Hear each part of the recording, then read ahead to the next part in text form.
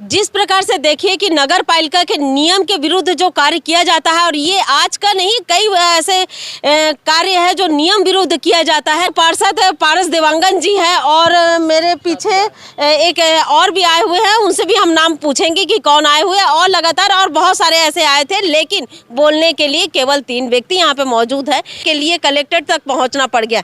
जी भैया, आपका नाम क्या है?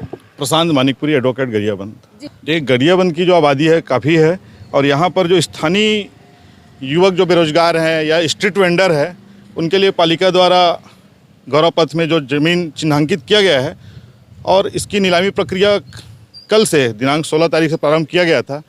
और लगभग 150 बलिदारियों ने यहाँ पर अपना फार्म जमा किया हुआ था। और सबसे महत्वपूर्ण बात यह है कि लोगों से लगभग 1 करोड़ रुपया पालिका ने जमा करवाया। और इसके पूर्व किसी भी प्रकार की भूमि आवंटन की जो प्रक्रिया होनी चाहिए उसका विधिवत पालन नहीं किया गया है, और रेरा का अनुपालन नहीं किया गया है। जो टाउन कंट्री प्लानिंग है उससे भी विधिवत अनुमति नहीं ली गई है।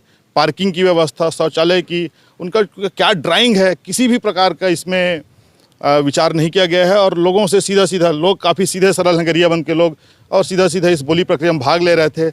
और यदि टाउन कंट्री प्लानिंग से अनुमति नहीं मिल पाती है, विधिवत अनुज्ञा नहीं होती है, किसी प्रकार की आपत्ति आती है, ऐसी स्थिति में लोगों का बहुत बड़ी धनराशि यहाँ पर क्षय होने का खतरा है।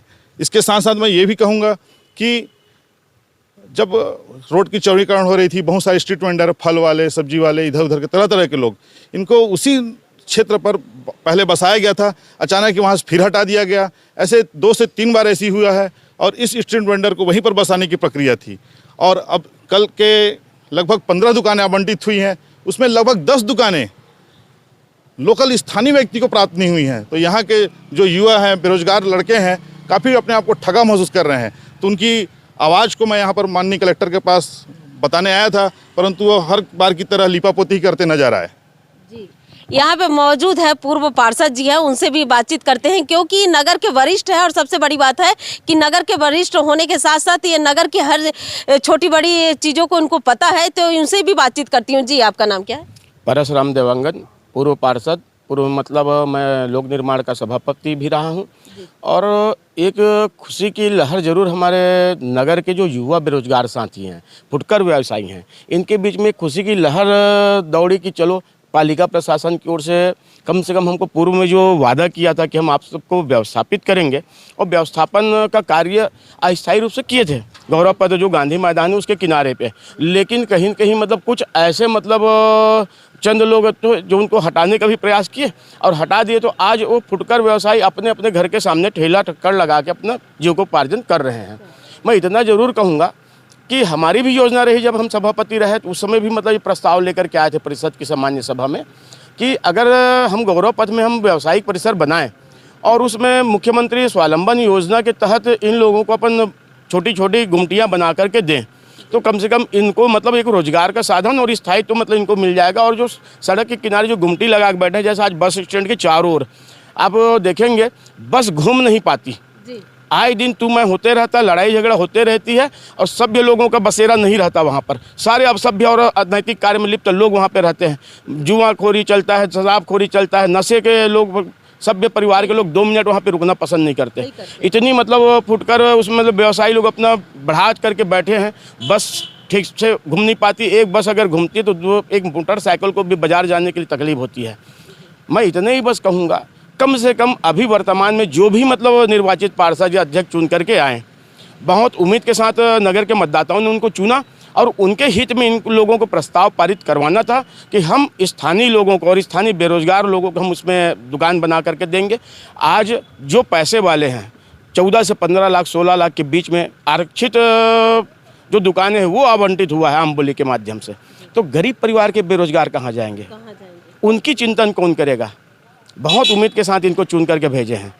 होना तो यही था, स्थानीय इस सिर्फ और सिर्फ बेरोजगार को, जिनके यहाँ गरियाबंद नगर के में उनकी स्थायी जो पक्के जो दुकानें 4-4, 5-5, 6-6 दुकानें हैं, वो आम बोली में दुकान ले रहे हैं अपने पालिका क्षेत्र के अंतर्गत। तो यहाँ के जो मतदाता है उनको पहली प्राथमिकता मिलनी थी। बाद में जब अगर कोई बोली अगर नहीं लगा पाती उच्चतम बोली में, तब अन्य पंचायत क्षेत्र के लोगों को लाना चाहिए। यहाँ के वोटर हैं, यहाँ सब, यहाँ हम टैक्स दे रहे हैं, किस उम्मीद से हम इनको बैठाएं।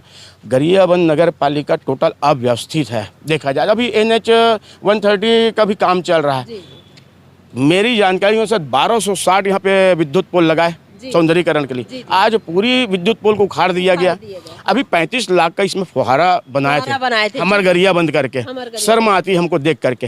35 महीना नहीं चला 35 लाख का 35 महीना नहीं चला। तत्कालीन उस समय जो भी उनको प्रशासकीय स्वीकृति दी उनके जेब से वसूली होनी चाहिए। आइए आम जनता का पैसा राज्य सरकार अगर देती है तो आम जनता से टैक्स लेकर के हमको फिर रिटर्न करती है नगर के विकास के लिए। कितना बड़ा दुर्भाग्य हमारे नगर का।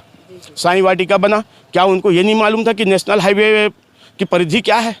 आज पूरी बाउंड्री वाल फिर टूटेगी। कौन उसका मतलब हर्जाना पूरा करेगा? हमारी जेब से फिर जाएगा फिर उसको मतलब।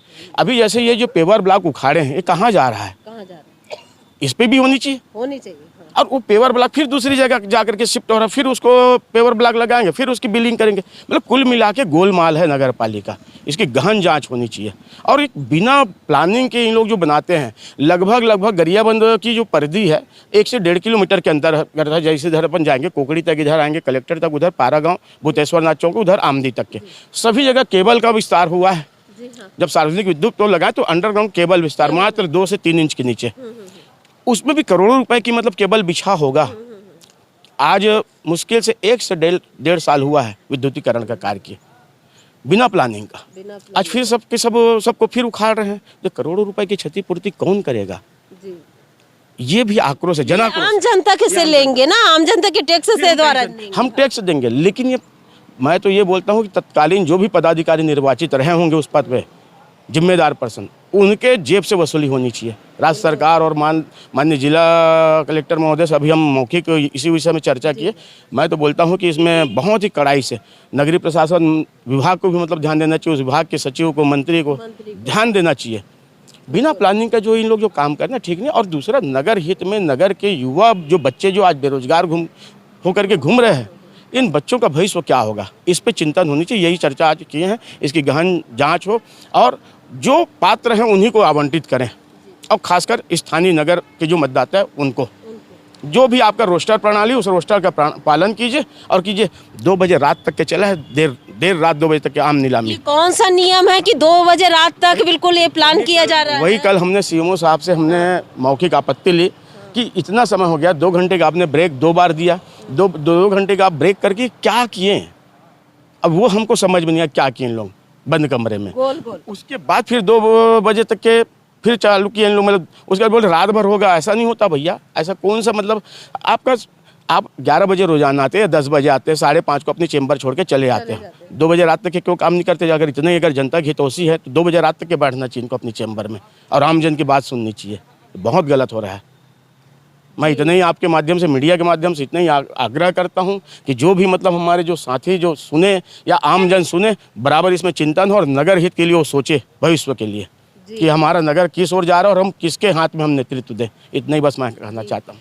देखिए, जिस प्रकार से बताया जा रहा है ये सच में इस प्रकार से जो नगर पालिका की स्थिति है और नगर पालिका के जो कार्य है और इस पर अगर गहन चिंता अगर नहीं करते हैं तो सबसे बड़ी बात है कि आम व्यक्तियों के लिए देखिए कितना नियम कानून बनाते हैं और ये दूसरे के लिए नियम कानून की किसी प्रकार से नहीं करते हैं। और सबसे बड़ी बात है कि नियम कानून केवल आम व्यक्ति के लिए है और दूसरे व्यक्ति के लिए नहीं है। अगर कोई व्यक्ति, कोई गरीब व्यक्ति अगर एक घर बनाते हैं तो उसके लिए इतने सारे नियम कानून लागू कर दिया जाता है और एक अमीर के लिए किसी प्रकार से नियम कानून नहीं करते हैं। और सबसे बड़ी बात है, गरियाबंद का दुर्भाग्य है कि ऐसे नेता चुन के आते हैं, अध्यक्ष चुन के आते हैं, एक तो हाई फाई है और दूसरा जमीनी स्तर वाले हैं।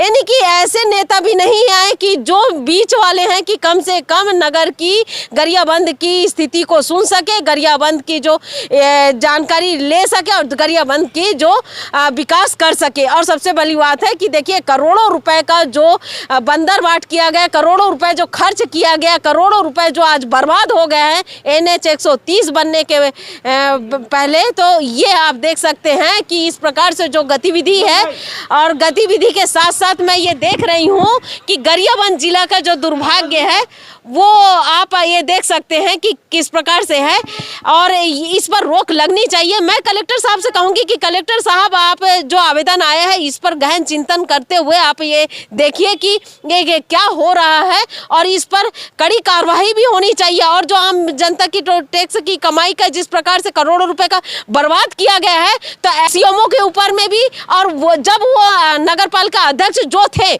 उनके ऊपर भी रिकवरी होनी चाहिए। जो नगर पालिका अध्यक्ष केवल दिखावा के लिए रोज फोटो खिंचाते थे, ऐसे नगर पालिका अध्यक्ष के ऊपर कड़ी कार्रवाई अगर नहीं करेंगे, कौन से नेता के ऊपर हाथ है? ऐसा कहते हैं कि हमारे बड़े नेता के ऊपर हाथ है इसलिए मुझे कुछ नहीं कर सकते हैं। ये दुर्भाग्य है। बड़े नेता के ऊपर है तो भ्रष्टाचार क्यों करते हैं? फोकट में काम करना चाहिए ना। फोकट में अगर काम करते तो किसी प्रकार से हमें बात नहीं कर सकते। आप तो केवल करोड़ों रुपए, नगर पालिका का जो करोड़ों रुपए आया जनहित के काम के लिए, वो करोड़ों रुपए आप बर्बाद कर दिए। नहीं तो नगर पालिका की स्थिति, गरियाबंद की स्थिति जो देखने के लिए कुछ और होती, लेकिन आज जिस प्रकार से बर्बाद किए हैं, इस पर कड़ी कार्रवाई होनी चाहिए। मैं हूं दीपिका, आप देख रहे हैं धरोहर।